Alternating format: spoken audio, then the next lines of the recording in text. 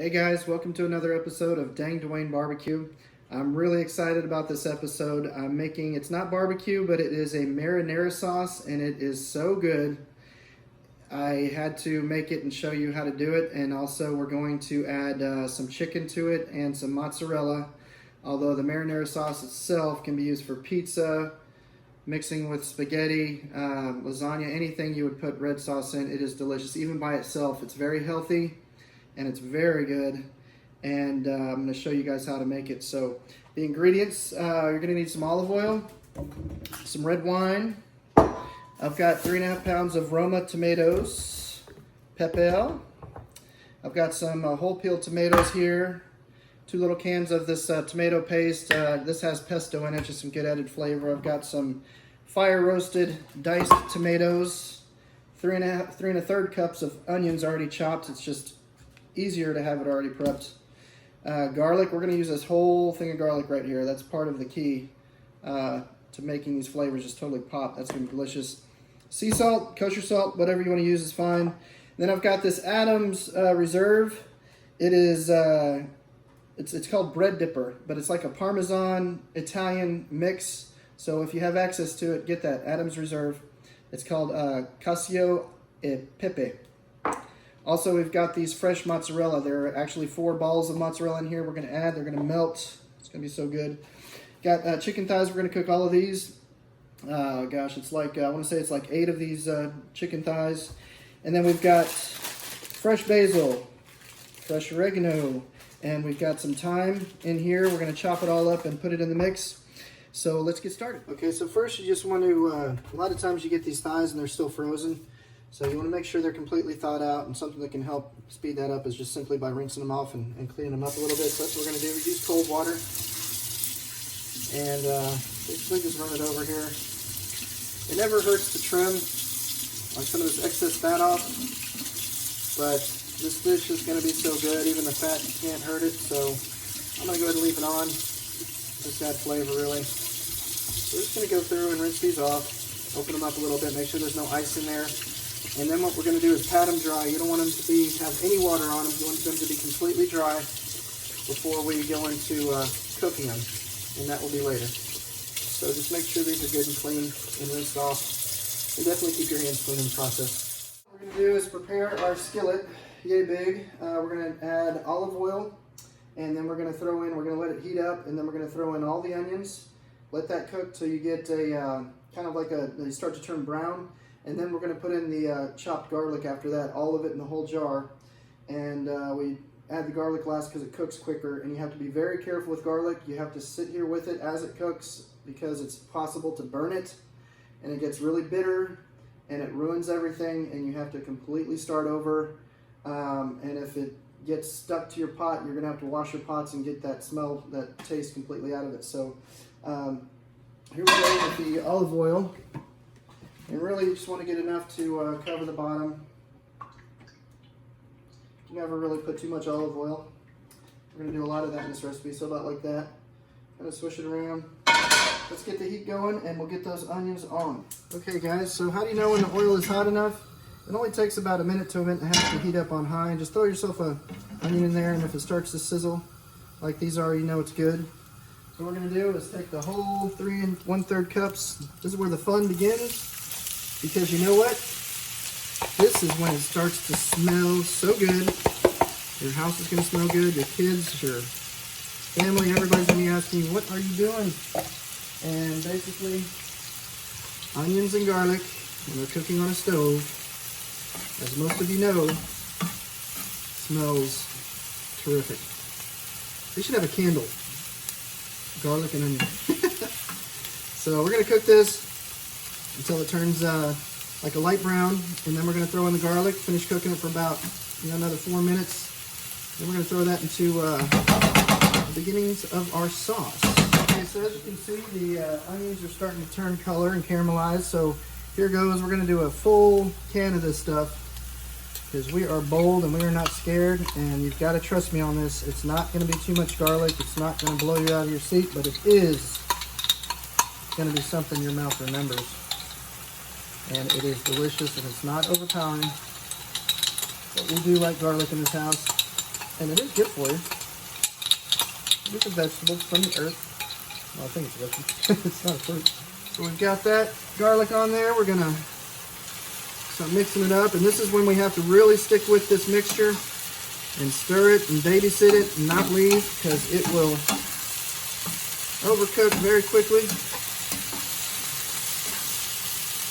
And this is some good stuff, and if you could only smell what is going on, it is terrific. Absolutely terrific. Don't burn the garlic. It will turn colors like a light brown, and we are already almost there.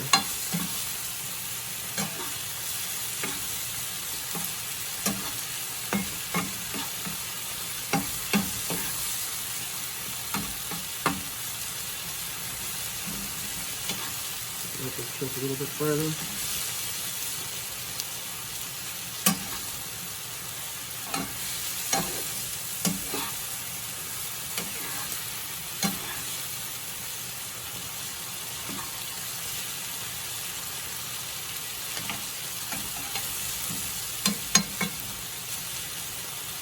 Smells terrific. That's about what you want it to look like when it's good and cooked.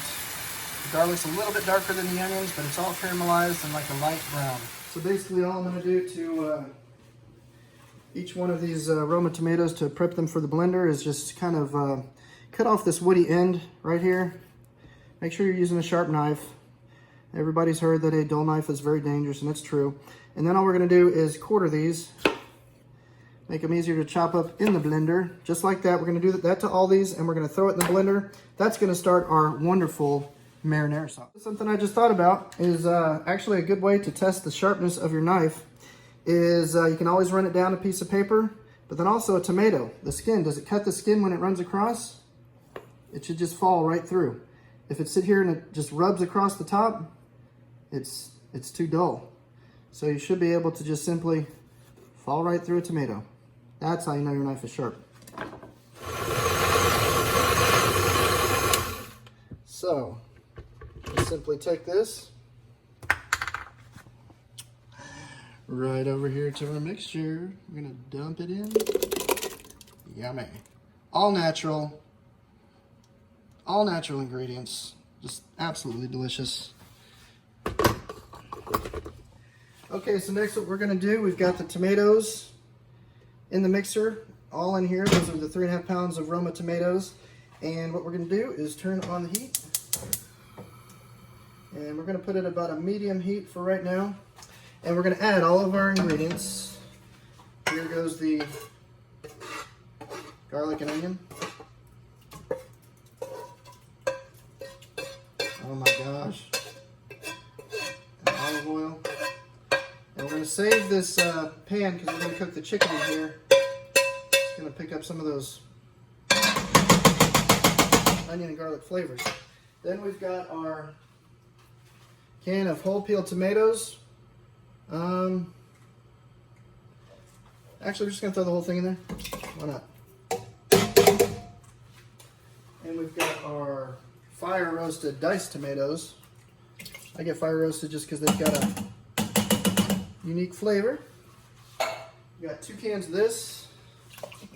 Oh, this is gonna be good. And next we've got our tomato paste with pesto added to it. This is basically gonna just thicken up the mixture, and pesto is just a punch of tomato flavor, so you know, it just adds to it. We've got 2 cans of this. We're going to throw in here. We're going to do our first salt and pepper as well, because we have not seasoned yet.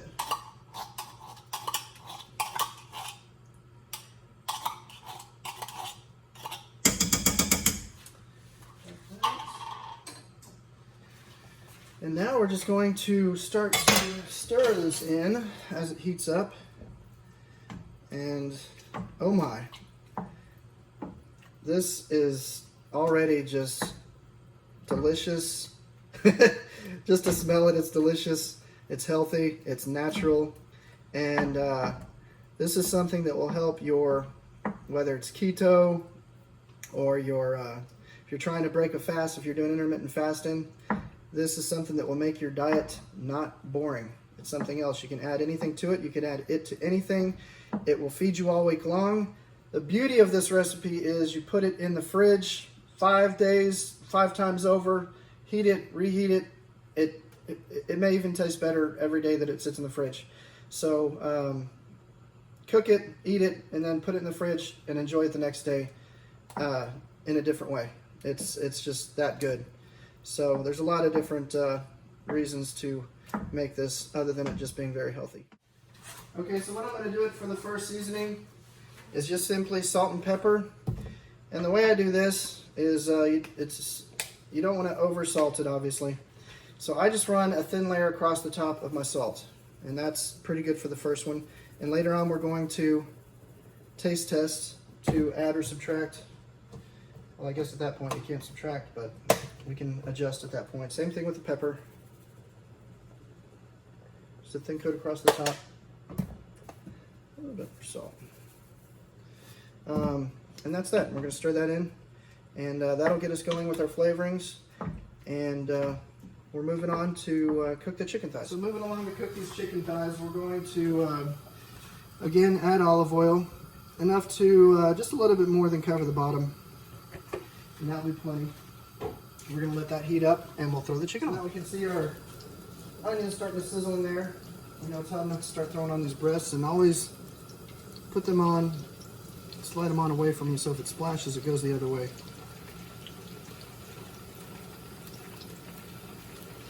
Let's set this down away from me. And I've got this on a high heat right now. I'm going to lower it back down to a medium high.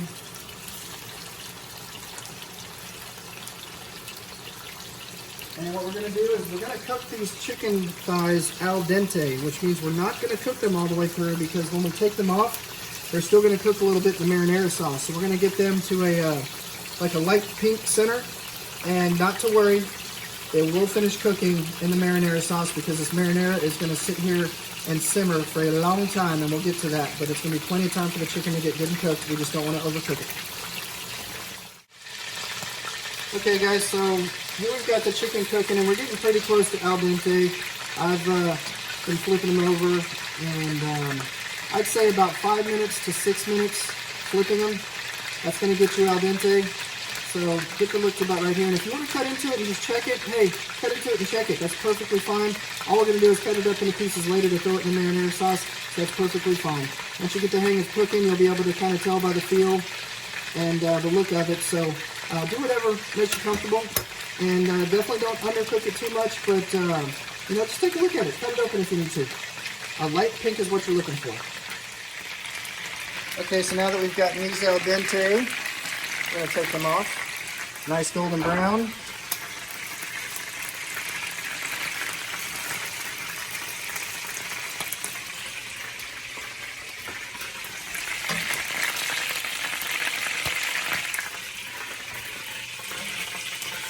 That is getting crazy. Okay, so I know what you guys are like. Y'all like, dang, Dwayne, what does al dente chicken look like? Well, let's just see if I can put my money where my mouth is.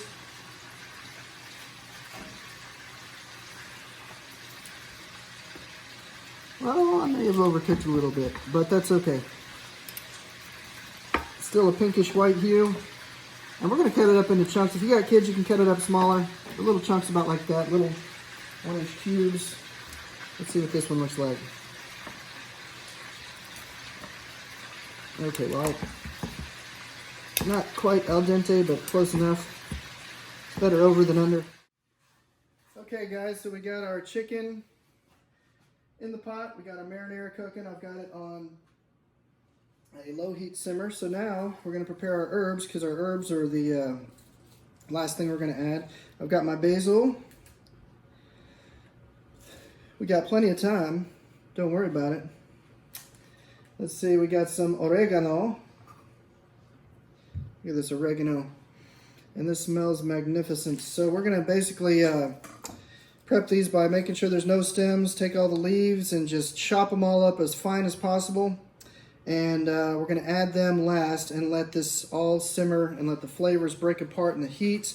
We're going to add our red wine. This is not for flavor, you won't taste it, but it is supposed to help break down the tomato and get the flavors out. And we're going to add this bread dipper, Adam's Reserve is what they call it. And we're going to salt and pepper one more time, and we're going to be done. Okay, folks, so this is what we got. Our chopped up, we have our thyme, our basil, and our oregano. We're just going to mix all those together and throw them in the pot with the wine. I'm going to even add a stick of butter. And we're just going to throw it all in there. It'll be delish. So here we go.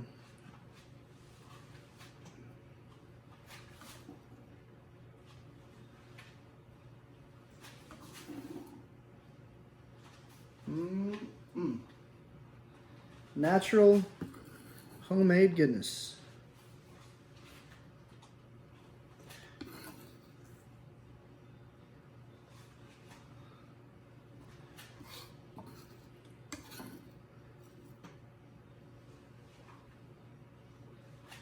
Now, I just want y'all to get a look at this because it is that beautiful. Come over here and get a look at this. Look at that.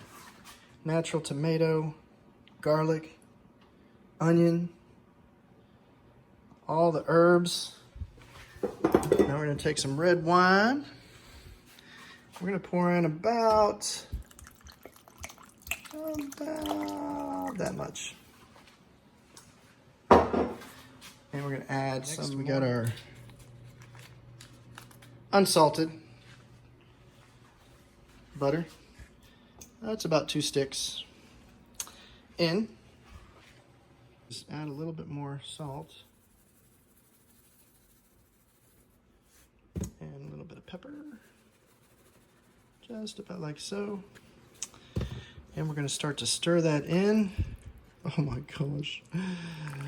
Guys, this is going to be phenomenal. I bet this is the best batch that I've made so far. But you will see soon enough. We'll add the final ingredients here after this simmers for a little while. Be right back at you. Last little addition here is this Adam's Reserve. So we sprinkled, I'd say about a 1/4 cup in there. And that's the last thing we're going to stir up. So we've got that, we've got the butter, we've got the herbs. We've salt and peppered it twice. We're going to taste to our liking. You taste to your liking. And we're going to let this just simmer on low for about an hour. And then try it again. It's going to turn from kind of a bright red, and it's going to get just a darker red as it cooks. And when it's ready, it's going to be a darker red. And I'm going to wait about 30 minutes. Then I'm going to add my whole mozzarella balls. You can see these, and they're about the size of an egg. And I wait a good 30 minutes just because the sauce will be hot enough at that point to melt it. And we're going to leave them as a ball. We're not going to stir them in or anything. That way when you serve it, you dip the marinara with the chicken and the ball, put it in the bowl, and as you eat, you can just take little pieces off of the melted mozzarella ball with the chicken, and it's going to knock your socks off. It's that good. So stick with me. We've had the marinara with the chicken in it simmering for about 20 minutes, 30 minutes. So we're going to add the mozzarella balls. Just keep them whole, don't stir them in. These are going to melt. We're going to let it simmer for about another 20 to 30 minutes. And these are going to be melted. And we're going to scoop them out whole with our bowl of chicken marinara. And as we eat the chicken marinara with our ball inside of it, it's going to melt and be ooey gooey goodness. We'll see that. Really good.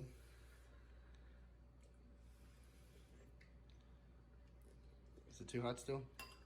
Really good. We'll get some of the mozzarella. I want to see it stringy. There you go. Ooh. There you go. Get a piece of chicken with the cheese. Yeah. There you go. Now do that.